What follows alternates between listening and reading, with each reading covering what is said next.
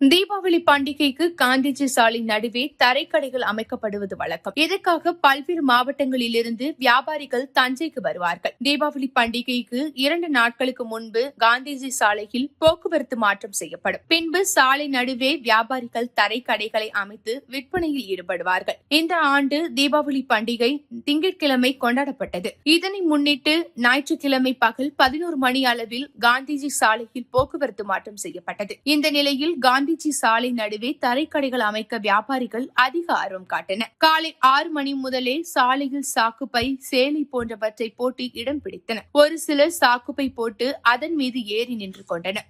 இதனால் சாலை நடுப்பகுதி முழுவதும் சாக்குகள் கோடு போட்டது போல் கிடந்தன. மதியம் 12 மணி அளவில் காந்திஜி சாலை முழுவதும் தரைக்கடைகள் அமைக்கப்பட்டன. இதனைத் தொடர்ந்து பொதுமக்கள் அதிக அளவில் வந்து தரைக்கடைகளில் பொருட்களை வாங்கிச் சென்றனர்.